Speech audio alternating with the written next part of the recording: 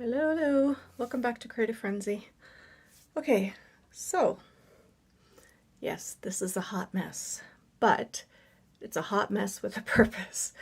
When you're stuck in a rut, like I was the other day, you kind of have to think outside the box. So I've been watching some abstract artists on YouTube, Louise Fletcher and Louise Noble, to name two off by heart. I don't know of the others' names off by heart, so I will list them in the description box below, some of the ones that I've been inspired by.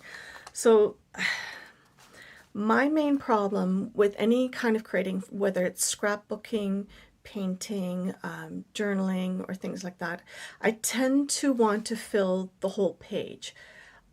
Me and white space, we are not like this, okay? So I have a hard time leaving white space on any kind of project I do. So my discipline in this little activity is to try and create white space as much as I possibly can, or at least some white space, and going off the page with my lines. When you watch or when you look at an abstract piece of art, lines go off the canvas, they go off the page, they go, it looks like it's just a small part of a bigger picture. Whereas if you do like a landscape, everything is within a certain small scope, right? So I tend to frame a lot of my things inside one little area, and I box myself in, literally. And that's basically what happens when I create. So to get out of that kind of mentality, I have to think outside the box. So I've been watching a lot of abstract artists on YouTube. I got bored. and I got inspired by these artists to try different things. So this is just a bunch of scrap pieces of paper. One of the things that Louise Noble said was that if you have a bunch of them on the go at the same time, you don't feel as precious about it. So that's sort of what my takeaway from this is to have a bunch of them on the go. So you're not really focusing on only one thing at a time. So you're sort of distracted and you're trying to do a multiple of different marks instead of all on one thing. So that's kind of the idea here. So I use inks. I use paint, acrylic paint, and then some chalk pencils, or I might try some of these. There's a bunch of different things that were in an art kit from my daughter. She didn't want the art kit, so it's like, okay, well, I'll use the pieces, it's fine. So there's a bunch of different things. You could use pastels, but then you're not overly precious about it if you just do a bunch at the same time. So that's what I'm going to do. This I got at the dollar store. It's not the greatest paper in the world, but for this kind of thing, I don't have to worry about using my good paper. Good paper. The expensive stuff that you get at Michael's. So this is just a watercolor paper pad. It has like a bit of a texture to it. I'm not going to use this side. I'm going to use the other side. So it's 300 GSM. So I'm going to use this side. I mean, it's got different pictures. You're supposed to be able to watercolor. It's, it was cheap. It was for a couple of bucks. I thought, it'd be perfect for just playing with. If nothing else, it's good enough for this kind of project. Okay? So the idea is not to be precious about it, right? So, and just sort of have fun laying down color, just some, basic things that you can do with paint. Okay, so let's see. Let's grab a few colors. Let's try and keep it neutral this time, maybe. A little bit neutral anyway. And some, let's see. This is cashmere tan, warm white. Let's see. Cinnamon brown. Sure, why not? We'll start with that and then we'll go from there. I don't know. The other ones I did really colorful. This one I felt like keeping it a bit simple. I'm just going to pour some colors on there.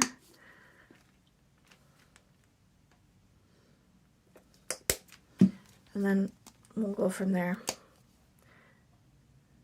The idea is to create just for fun, right? So nothing too serious. Trying to keep it sort of, you know, in one area kind of thing. It looks like chocolate and vanilla. Okay, well that was not the best color choice maybe, because now I'm hungry.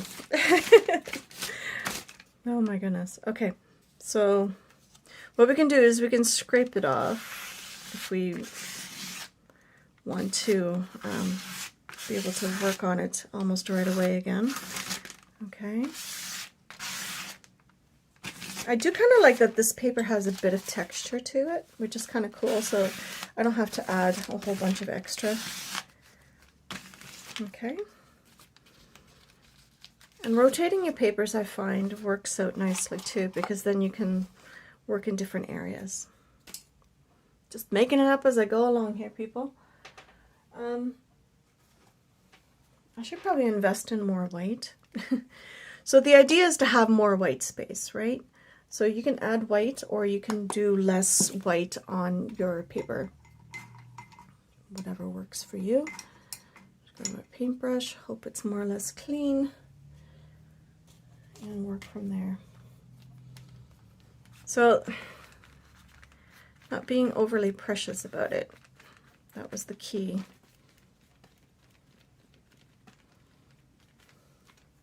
I don't know, just trying different things. Let's see. So this is a soft woodless pencil.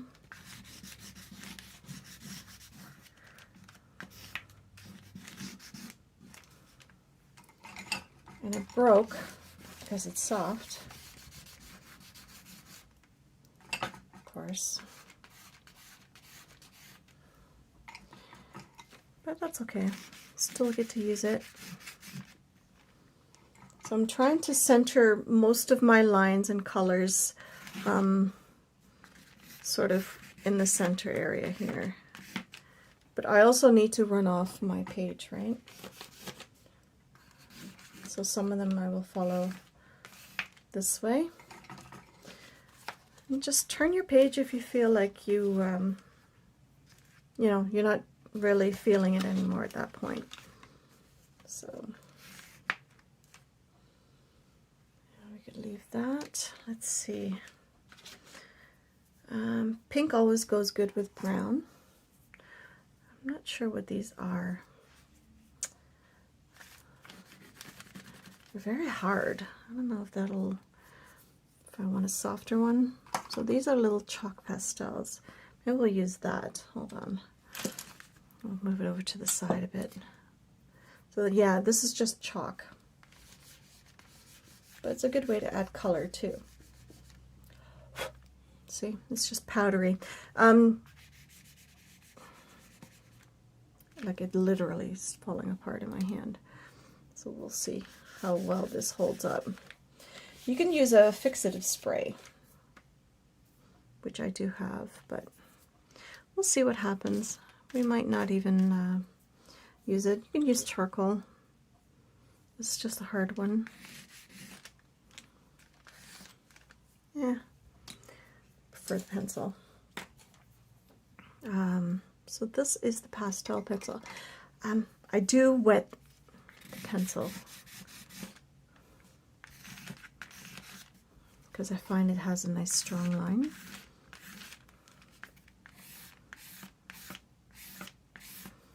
It's a really nice green.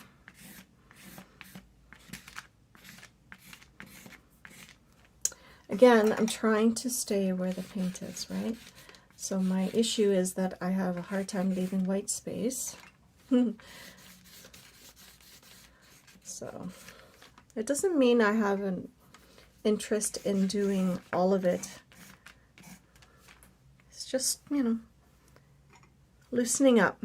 It's like when we do sketching or things like that. I kind of like the movement of this one, even that one. That's kind of cool, right? We can add some ink.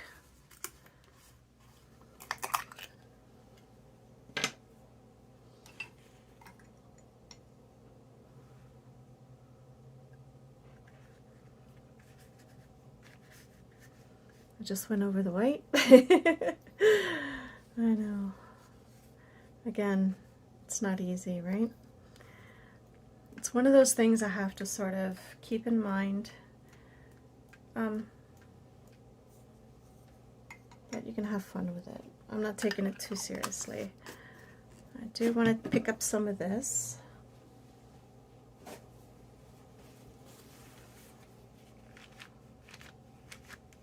Kind of like how it reacted with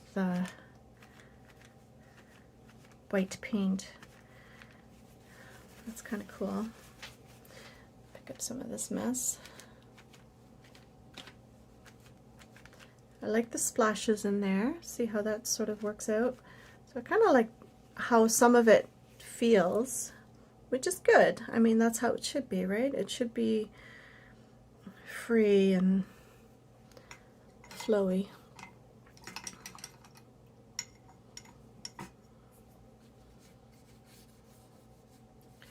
Let me do some gray.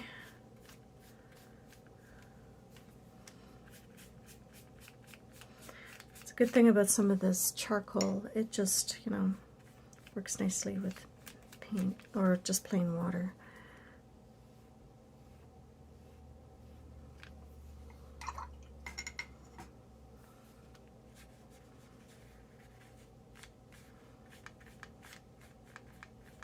See how I'm starting to, you know, fill things in again? So remember to keep white space, Sasha. Come on now.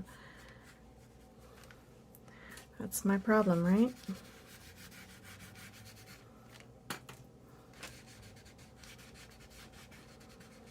So some areas will be a little bit darker. Use your finger, get in there. You know, it's okay.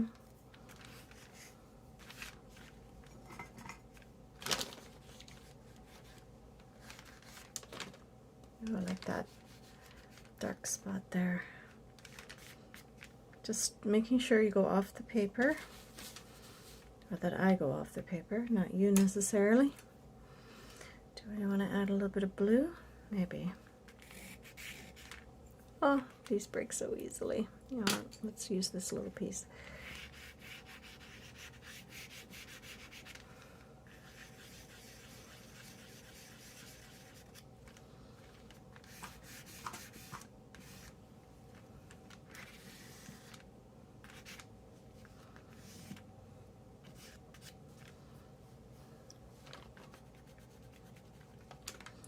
And sometimes just adding little bits of color here and there is all you need to do.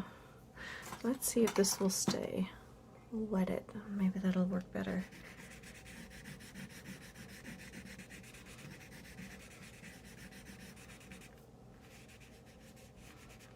Get in there.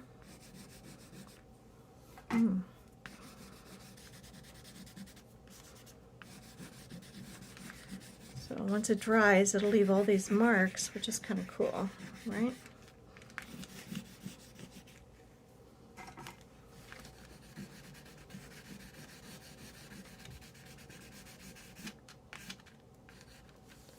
Kind of like the idea of seeing what will stay behind.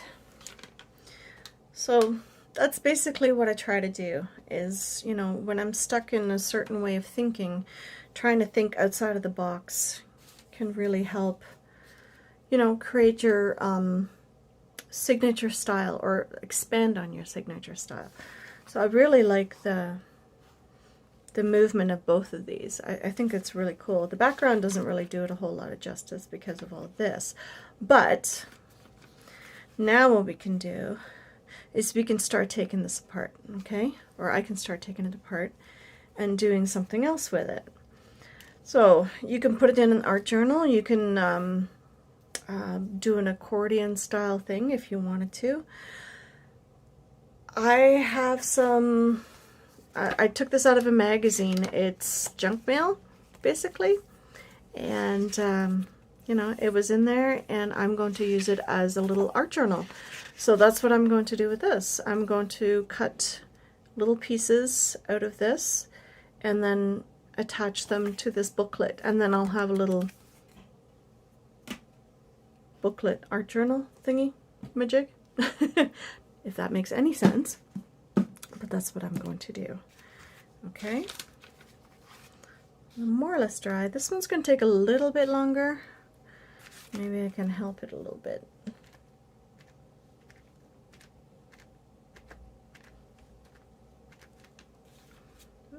Kind of like the white. That's kind of cool. That'll need to dry a little bit. Maybe we'll do that. We'll dry it momentarily. You can fast forward through this if you like.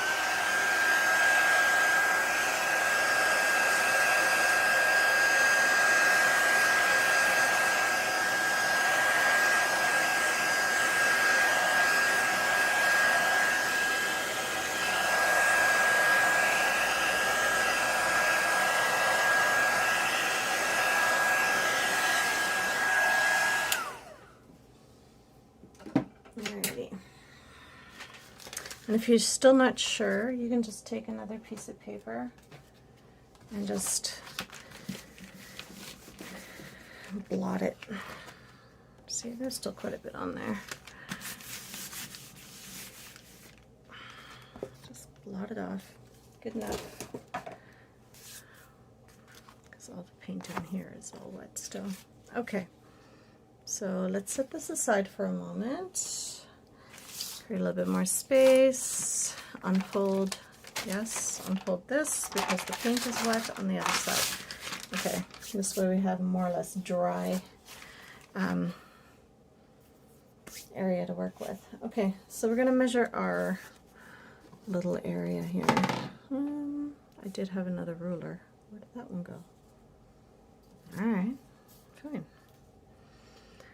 So 11 by 11. That's pretty good. Okay. Now I could rip this and then put it in. I could cut it. I could do many things. I don't know if it's dry enough.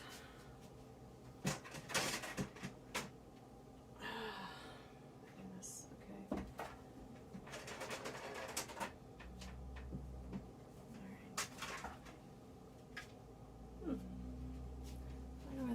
To just had it here.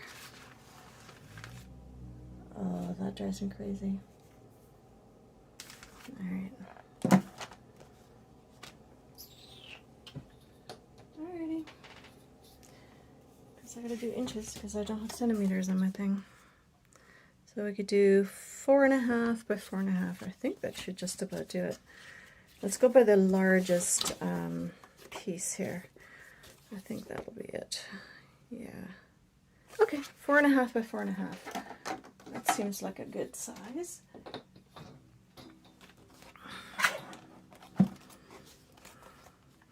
I'm not going to worry too much about where I am. Okay. I just hope that my paper doesn't ruin my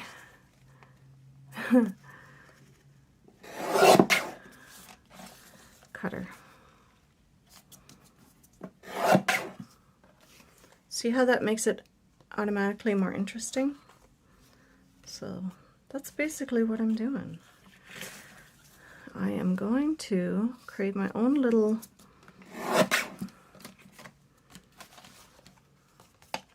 interesting thing. Does that make sense?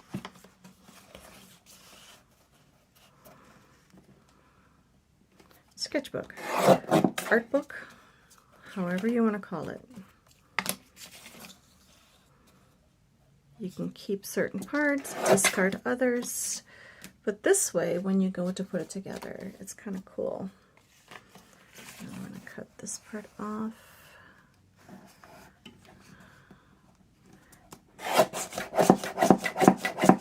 Oh yeah, it's still wet. Yuck.